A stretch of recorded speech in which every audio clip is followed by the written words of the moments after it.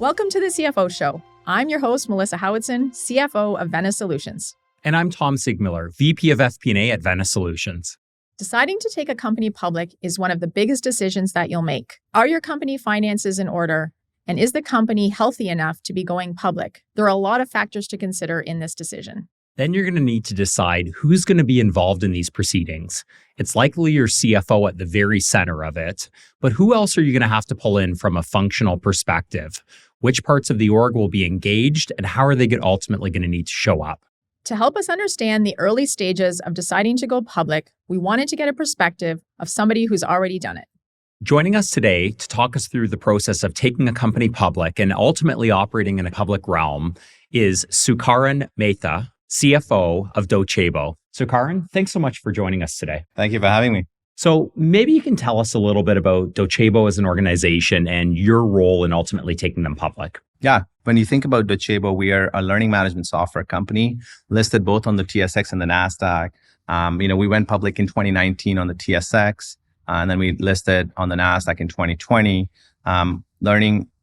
Historically, when you think about learning is thought about from a context of employees. What's different about Docebo is that, of course, we empower our customers from an employee learning perspective, but we also go after a larger market, which is called external learner, anyone but your employees. So it can be your customers, your partners, your wider franchisee ecosystem, as well as your member network. So, 65% of the times our customers use us at a minimum to serve their external audience. So an example here would be someone like an AWS, Amazon Web Services, which is one of my larger customers.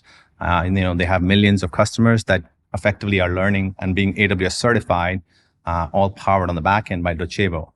When you think about that in the context of the market, AWS has close to, I presume, 15,000 employees, but we're serving close to 6 million customers of AWS from a learning perspective. So that's a much larger market. And so we, of course, what we try and do with our customers is to support them and be the delivery mechanism to provide learning irrespective of their use cases, whether it's customer education, partner education, employee onboarding, compliance, so on and so forth. And what we enable our customers to do is have multiple departments use our platform, but they are in charge of their own destinies. So someone at Bridgestone, who's head of customer education, is running their own installation of Docebo compared to the HR department, which is running employee compliance and employee onboarding. And so that at a high level, when you think about learning, historically, it has always been thought through from a perspective of employees, but we've thought about learning applies in every facet of an organization. And that's where we've been successful in the past few years.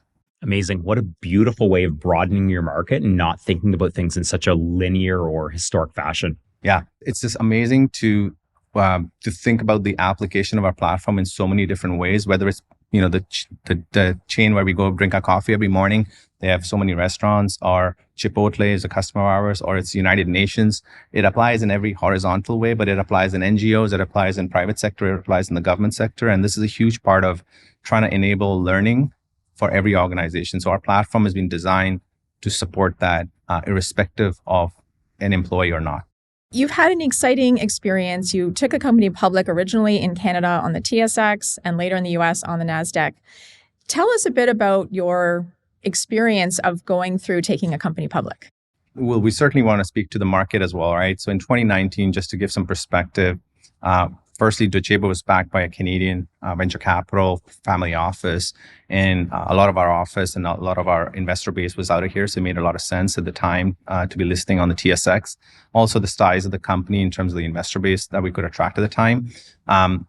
One of the things that also was in the back of our heads was that as we knew our growth trajectory, we knew that it was an not easier, part's the wrong thing to say, but relatively easier to dual list on the NASDAQ subsequently as we showed consistent growth and profitability over time. And so that was a lot of our thinking, was to make sure that we position the company. One of the other important reasons we also called out in our prospectus when we went public was that as we entered the large end of the market, enterprises like Walmart, Amazon, and others signing up, being public, demonstrating the strength of our balance sheet and our business in a public fashion actually enabled us to go up market significantly, because when you screen from a procurement perspective, we wanted to make sure we had that visibility into our large customers. That was showing the strength of the balance sheet, as well as we were able to use some of the capital that we raised at the time to invest into growth. We've been able to generate a lot of free cash flow since then. But at that time, that capital enabled us to, position the company. Almost 75% of our business came from the US. So we always knew in the back of our heads that the NASDAQ would be one area where we would look at. But when Docebo went public, we knew we had the growth trajectory and the unit economics. And I would say in hindsight, it would be difficult with those unit economics to go public like we did in 2019. But I think as we look at it, the business as it is today, we certainly have the numbers as a rule of 40 company to sustain that, which is reflected in our story. But, there's a lot of things that go in planning an IPO process. But generally, I would say standing behind the story and the numbers in this environment has become even more, testing than it was in the 2019 era. Yeah, you're absolutely right. Timing, the reasons why you're going public, making sure that the company is ready, you've got the metrics, so many critical pieces to making that decision and being successful as a public company. And I really like how you had your roadmap laid out for what made sense in 2019 versus what was going to make sense later on. I think such critical considerations. Now, it's a ton of work. And sometimes it feels like you got off over the finish line when you finally become public, but really that is just the starting line. So can you tell us a bit about what did life look like as a public company 6, 12, 18 months later? You spend almost 2 years, give or take, prior to going public to preparing. You got to have the 3-year financials, you select your bankers, you want to have everything ready from a systems perspective, because as you know, once you're public, you got to report in within 45 days, give or take, right? So you have to there is no room to delay. So from a financial, systems and processes perspective, you get all that fun work ready, get the audits, make sure you have the bankers, you do the you do the IPO roadshows and so on and so forth. But I do agree. I think that the reality is life after public is, I think, more important. And making sure you understand. I will give you a simple example. At Docebo, we have a couple of C-suite executives who have done this at the public level, but this is a founder-led company. This is their first time going public. 4 of our executives that have started the company since the start of time are now in an environment where they have to understand, what does public mean from a compliance, regulatory, how you run the company, what can you say, what can you not say. And that is, I think, one of the biggest cultural changes that one needs to prepare for if you're a founder-led company or a company who has a leadership team that has not been in a public environment. SOX, we're regulated under Sarbanes-Oxley, and all those things matter in terms of how you share information even within the company. So a lot of adjustments were needed, and it takes time sometimes, but it's also it's every quarter. It's the same rhythm. You got to keep that rhythm, and every quarter you got to make sure that every process, how you run the company, how the systems work are actually in sync. I will say that the biggest piece from a CFO's desk is the work. I call it BDR job. It's the phrase I call it. Is part of my job is to go out there and sell not just the numbers, but what's the story behind the numbers. Why is Docebo successful as a company? How have we continued? We have a reasonably good CAGR since 2019 and plus 40% CAGR growth. We're profitable. We have pretty low share-based comp, but getting that story and why is those numbers, there and how we're delivering it is equally important. Understanding the dynamics of the float of the investor base, US versus Canada versus Europe. Where is your analyst community? Where do you want to market the company from a investor base perspective? For example, 60% of our investors today are US. So, we do a lot of our time and we spend a lot of our time making sure we are presenting our story in the right audiences, working with our friends and investment banks in the US as well as in Canada to do that. And so the other thing I'm sure you'll talk about that has given me more gray hair than anyone else in my company is guidance, right? There is, like in this market, there is no room you have to beat, and you have to be able to the extent possible, raise your guidance. And that's the market setup we're in. So it's been 8 or, we've started giving guidance in the last 4 quarters or so, a few quarters or so. And it is certainly an enhancement of what, it requires your FP&A team to be precise. You have to have the best systems. the visibility into the deals. And so that element also requires an end-to-end engine from sales to finance across the company to be able to have the confidence to provide a guidance that you can actually deliver. My experience is there's so much change management within the company that you cannot underestimate.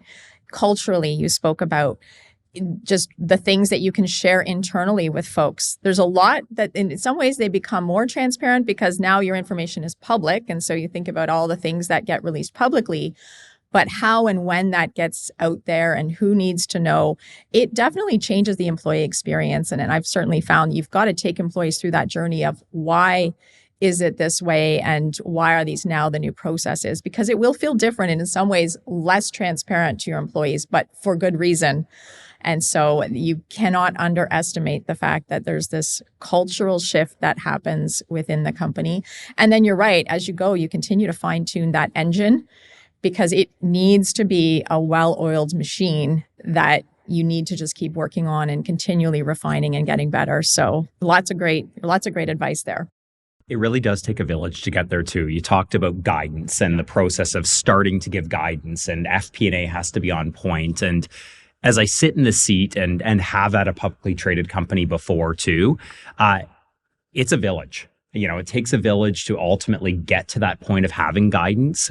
I always think we're only as good as our business partners within the organization. And so while it's the finance teams having to step up, having to get sharper and more on point in terms of forecast accuracy, it's really the organization that needs to build that muscle memory. It's your sales teams, it's your marketing teams, it's dev. It's everybody and the type of information they feed back into your finance team, your FP&A team. Yes, you have that role of being ultimately the translator and the one that outputs that forecast, but it's that whole series of inputs from the organization and getting the company to the point that they're ready for that is challenging, but also very rewarding, right? It means you are rowing collectively in the right direction together. And that's something that occurs to an extent at a private company, but it's seemingly accelerated as you become publicly traded.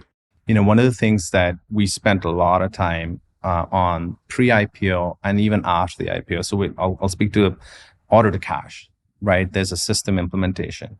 That's one area that, as my role and my previous experience, we get heavy in, but it's not just a finance exercise. It's a sales, marketing, finance exercise, at least at a minimum, of course, IT and other folks. But what we did was we said, well, how do I design my order to cash in a way that not only makes, helps business, but also helps from a predictability of the business and from a reporting and guidance. And I'm taking guidance as an example. It's not just the FP&A job, but what we did was, hey, if I'm going to close a deal, how am I going to run that cycle? How am I going to have what segments? How do you design the KPIs? And that leads into the top of the funnel. How does all of that flow? And one of the things that I will say that this is some advice I got from my CFO at RBC a long time ago. If you don't know the source of the system and where you derive the data from, and if you can't pull that report yourself, you as a CFO will fail. And I thought that was fascinating, from one of the largest publicly listed companies in Canada to say that. And, it was Rod Bolger at the time who became CFO. And I think the reality is we in the finance team with our sales functions spent close to a year between pre-IPO and post-IPO making tweaks to Salesforce, all the way to NetSuite, all the way to Workiva. And just to give you an end result output, we can close not only kind of from an FP&A perspective, have from a BI tool, get a good visibility into the next quarter or two within 5 days. We can close all of our books end to end. And from a public reporting perspective, within 5 to 7 days.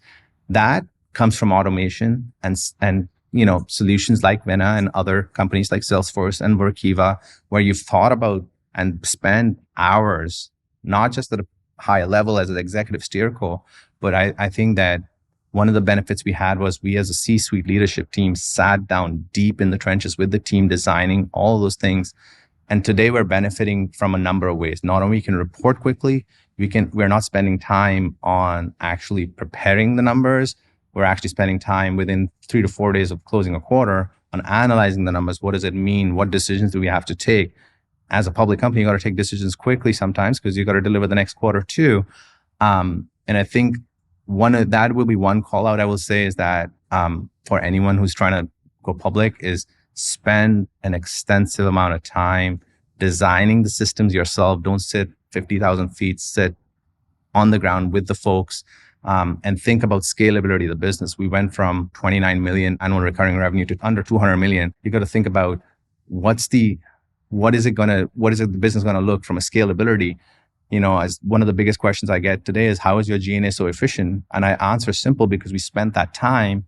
Now I have 1 or 2 people that close end-to-end books from a public reporting perspective rather than 10 people. That's a simple answer automation can give you.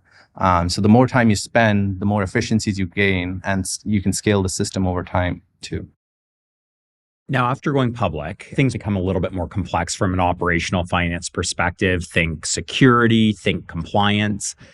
How should people think about that? How will their roles change? What are they going to have to focus on? What's ultimately different?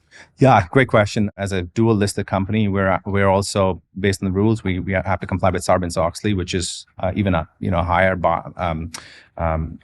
requirement than usually in Canada.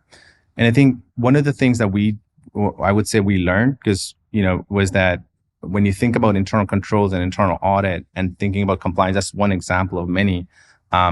You also have to think about the business. What does it make sense for the business? Which controls? It's not a tick the box exercise, right? It goes back to that order to cash. And I'll give you, this is practical numbers. We had over 300 controls before we implemented what we call sales, our order to cash 2.0. We went from 300 controls down to 110 today. And that's because of automation, right? And that's gives you confidence that you're not in you're in a preventative mode than a detective mode, because a lot of the processes were manual, even at the time of the IPO, which became automated a year or so later. And now, even from an audit point of view, our teams are now much more efficient than they would have been. So to your question, from a compliance point of view, I think the bars are pretty high. Even governance, right? Enterprise risk management, which I have the mandate for on behalf of the company. All these things, ESG was another one, right? We had to get a report out, which is extremely important for our customers. And from a procurement perspective, this is the first question we get asked. A lot of the work was spent on all these things. And I think the reality is you have to have a robust team underneath to be able to deal with various things that have to be applied. But you also have to think about what difference does it make to the business. Even the ESG, I will say, it was interesting, right? Because people say about ESG, what was when I took a step back and we talked to the leadership team, we said, for us, the S is the most important part of the ESG as a company, because we are in a learning business. We have great organizations like United Nations. We've got, Red Cross, all these customers that use our platform. And we got to emphasize the S, and that goes back to storytelling as well as the numbers. And so I think as you go public, you have to always, whether you're public or not, it doesn't matter. But I think the higher regulatory environment doesn't mean it's a tick the box exercise. It actually has to be meaningful for your end users, whether it's your investors or your customers. And I think you touched on something that's so critical there, both when you talked about systems and you move away from siloed thinking to systems business thinking. And similarly with internal controls, I find it's the same. It can be thought of as something a group owns over here. That's a finance thing, or ESG, right. This group owns that. But really the magic is in bringing it to life with why it's good for business and matching it with good business practice is good controls, and helping bring the business through the journey of understanding why these things matter and you want to implement them. Same with enterprise risk management. It's not just on a shelf waiting. It's actually good business. Here's why. And I totally agree with you. Less is more, right? But make it count and make it things that people can live and breathe every day is really going to be key to success when you're a public company and when you're not too. I think it's good to start thinking that way even in advance. Now, let's switch gears a little bit here. So one of the things that's quite different as a public company is investor relations. Yeah. You now have a much more diverse number of investors. differing viewpoints, looking for different things.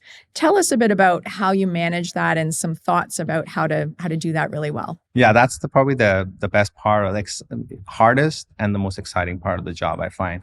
I mean, for us, so we're just some context. Docebo is dual listed. We've got 7 or 8 analysts in Canada, and we've got 2 in the US, hopefully 3 in short order. But when you think about the analyst community, and then you also think about your investor base and the liquidity of the stock, there's so many factors that go into thinking about what's my strategy. I said earlier, I'm just a BDR on behalf of the company. My job is to position the company and tell that story. And so it's, when we went public in 2019, we run these numbers pretty much every month or every quarter, where we look at how much of our investor base is coming inbound, how much of my investor base is still there from the time of the IPO. We will look at, which institutional investors are actually the ones that have historically invested in edtech, as we call it, education technology companies, and think about why are they not investing in Docebo? What is there part of the story that's missing? I'm giving you this, and then the other part that is also kind of not thought about sometimes is that the U.S. investors, certainly I find that they have done a lot of work before. They know you more than you know yourself. A lot of our investors, I'm always fascinated by the work they do on the company. If someone's going to put a $20-50 million check in your company, they know more about me, my leadership team. They know more about talking directly to our customers. They probably call 20 to 50 customers in a year and directly get the information. So the intelligence and the diligence that happens at the investor level is certainly very different from being private. All of that context together, we think about all those things and say, do we target certain subsegments of investor bases which will help us, which understand the story and position the company in the right way from a long-term perspective? Again, but that said, you also need to have, and this is important, you have long institutional investors that you would target. You go out with the banks and position it, but you also need hedge funds, so you have liquidity on the stock when you need to transfer. So you can't only have long-only investors or retail investors who tend to, move around, but hedge funds also help you to kind of give that position. So you have to market to a wide variety of investor base. And I think what we have tried to do is, the one challenge that I would say anyone who's dual listed is to think about the prior to going public is, what's the liquidity of my stock on the TSX, NASDAQ? US investors tend to prefer trading directly on the NASDAQ, for an example, or the other thing that was interesting for us was, until we got added to at the time of the TSX index, as well as started giving guidance, we became profitable. We started screening. So why? Because the algorithms don't pick you up unless you are actually in those categories. So if you're not profitable, if you're not growing at a certain range, and if you don't give guidance, your ability to attract those investors is limited.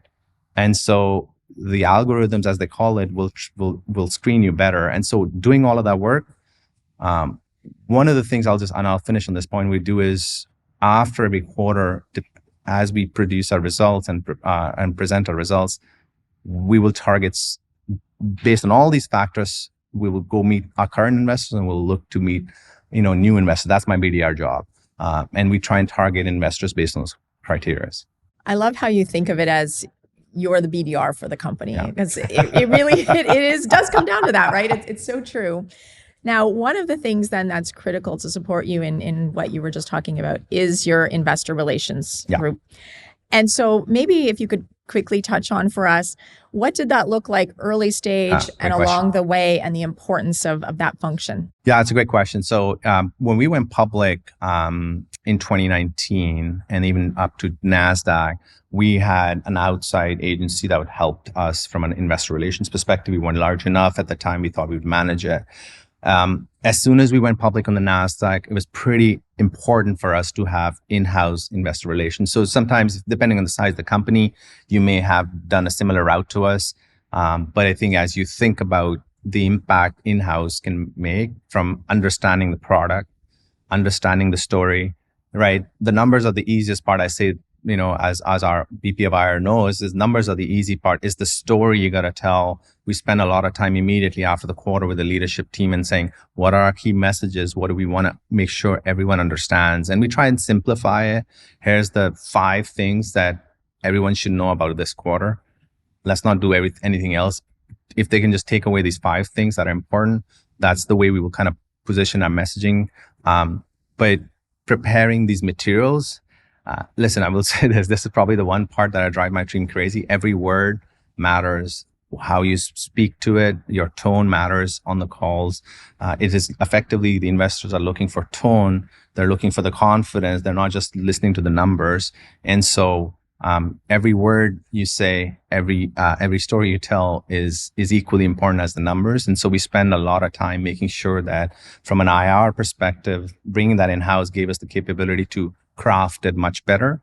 And then the other part that IR, our team from an investor relations does really well is to go out there and understand which investors, to my point earlier, we can target, which ones we can qualify, and understand that we want to spend more time. Because, I will say on average, you will probably do 6 to 10 meetings prior to an investor probably investing in a stock on a public side. That's a lot of work. And so that's why you need, and people like myself will try and use our IR team to do that pre-screening, understand all of that, and then make sure the leadership team spends some time with those investors accordingly. It is very much a science and an art, isn't it? Yeah. As you think about sell-side relationships, pretty essential to the success of your company.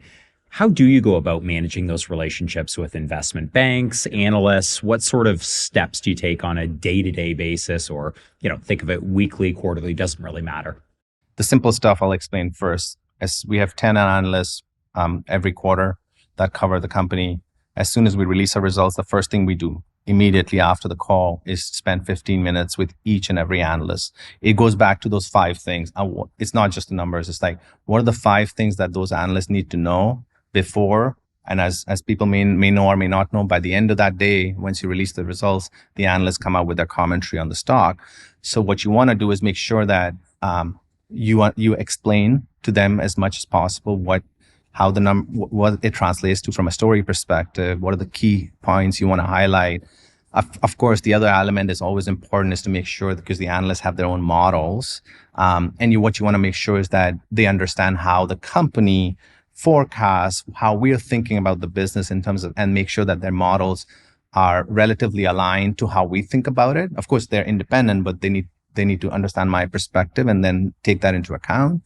And at the same time, make sure they understand the messaging of the story. I think one of the other things that I would say that's important is we spend a lot of time on a phrase which is called NDR, non-deal roadshows, where marketed or non-marketed event doesn't matter, but it's, I'll give you one example. We spent at the start of this year with our friends at Morgan Stanley, where our sell-side analysts joined us for those meetings with investors. We spent one full day with a bunch of meetings in New York. And what I appreciated, so very recently, Morgan Stanley upgraded our stock from hold to buy.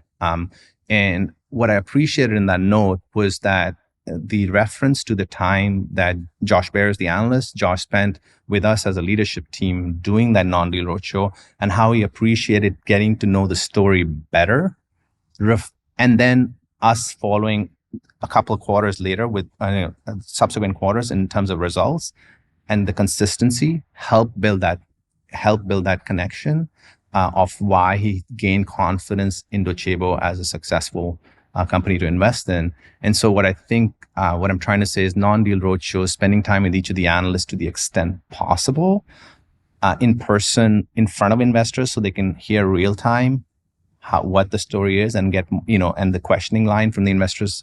They also understand the viewpoint of the other side, helps a lot in making sure that the sell side understands the story better. The one other quick point I will say is that we also do a lot of work around, when on the sell side, the desks of the investment banks, they generally have a daily call across their sales desks. So we will, sometimes they'll ask us to come in and do an hour session with their brokers across the investment banks. And so that's another way of making sure that you get the story out there. Providing guidance is pretty common. And as you mentioned, a scary thing that can sometimes keep you up at night. In addition to, I understand you have an 8-week-old baby, so that probably keeps you up at night these days. As alongside that, congratulations. Thank you. Maybe give us a bit of advice on providing guidance and what companies should think about in terms of being ready and able to do that. Yeah. Firstly, I think it goes back to what KPIs and metrics matter to the business and effectively to the investors, but it's ultimately the decision of the management team to first really make sure they understand which KPIs are the ones that they need to provide guidance on. For example, we provide our guidance on GAAP revenue and adjusted EBITDA and gross margin. That's kind of the most important part of it for our business. And it can vary businesses to business because I've benchmarked so many companies that different companies have different ways of looking at their business. Once you understand that, I think it goes back to one of the most important parts of your organization, the confidence across the org and a robust FP&A team to be able to have predictability and to be able to make sure that when you provide guidance, you're comfortable in which range you want to fall. And after that, I will say I'll get to the market and where the reality is today more so than even was a year ago. I will say that this is the environment where if you are providing guidance and you're not, at least I will say most of the last couple of quarters, what we've seen is if you are not able to beat and you at least maintain your guide, it's a very punishing environment. As you may have seen, companies drop 20, 30% in a day based on those because the investor sentiment is very much of looking at companies from both growth, profitability, and they want to understand the durability of that. So to the extent that a management team provides guidance and is unable to meet that is, I would say, a very difficult after result sometimes. We've been reasonably successful at is to make sure that we understand the predictability of our revenue, what's in our control from a profitability perspective, and to level set the 10 investor sell side analysts to make sure that we've positioned our guidance according to what we think we can deliver. I think sometimes people get too carried away in trying to make sure that they are living up to their expectations of the investor or the sell side or the buy side. But it's more important for you to take a step back and say, what is my business capable of doing, and being transparent and honest with the investor base. As we've done that, I'll say this environment is a beat and raise environment. At least today, as we sit today, where if a company, and what a beat and raise means just for perspective for listeners is that if you provide guidance on revenue and EBITDA, not only you beat the current quarter, but you raise the guidance for the following quarter, or if we give quarterly guidance, but if you're annual, then you're raising the annual guidance per se.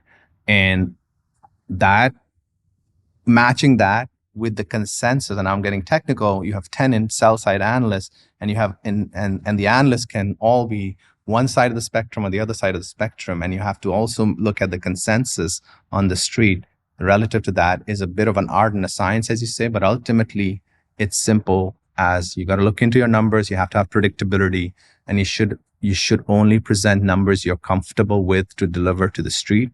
And the scenario and the macro right now is punishing if you can't maintain that predictability from an investor perspective. So your say-do ratio has to be exceptionally high, and management having mastery of your business is, I think really what you're getting at. When you consistently put numbers out there, you achieve them and you raise, it shows what's going on as an organization. And that's probably disproportionately important as you become a publicly traded company. Correct. To wrap it up at this point, with the benefit of hindsight, is there any sort of sage advice or recommendation that you would provide to the pre-IPO version of yourself? Yeah, listen, I'm going to answer that question in the context of today, because I think that, what was 2019, what was 2020, what was 2021, it doesn't matter. Anyone who thinks it matters should think about it strong, because I spoke to an example earlier. I'm a bit of a geek and looking at some numbers from some companies that went public in the last month or so. The one that mattered a lot for us to to look at was the enterprise software company Claveo that went public. Phenomenal business, $580 million in annual recurring or subscription revenue, 57% growth, 75% gross margin, 120% net retention. I just pause for a second. That is top decile numbers in this market. Actually, there's a stat that I'd like to highlight, which was interesting, and I'll come back to this question, is that if you looked at companies in 2021 that were growing above 35% and were getting a 40x multiple on revenue, today there are 0 companies that are public that are growing above 35% in enterprise SaaS software. At least the stat I looked at. I could be wrong with one or two companies, and they're trading close to 11 times. So from 40 time multiple to 11 times, and there's 0 companies from 2021 to today that are growing plus 35% in the public market. What I'm trying to get to is that even Klaviyo at those incredible numbers is right now trading flat to below their IPO price. And that's the benchmark that's been set.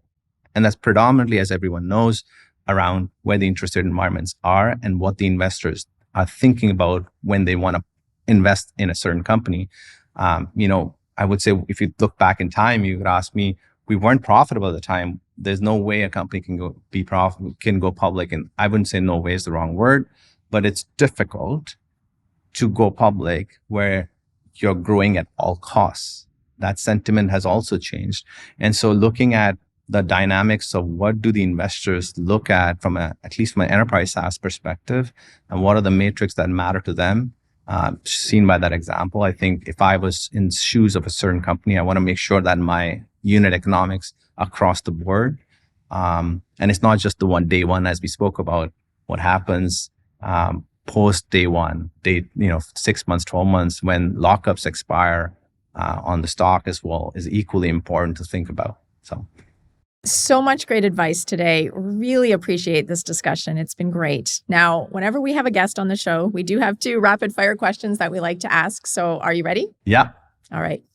So first one is, what is the best piece of business or leadership advice that you've ever received?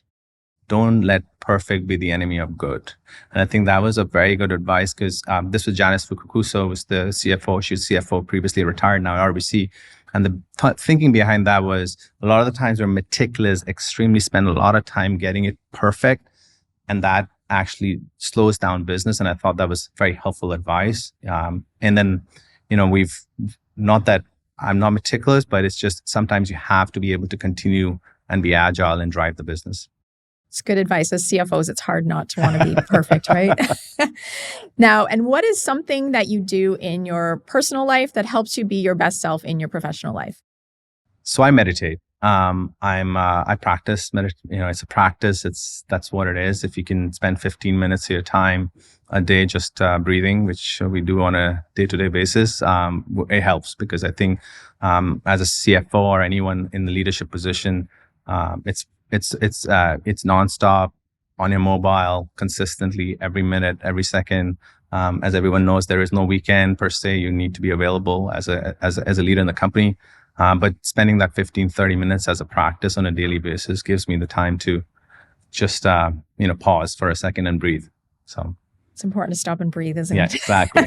Incredible advice. Thank you so much for joining us today. And Tom, thank you for joining me as co-host on the show today. If you have any questions about today's episode, please see the show notes. And don't forget to subscribe wherever you listen to or watch your podcast, because you don't want to miss an episode. For the CFO Show, I'm Melissa Howitson. Until next time.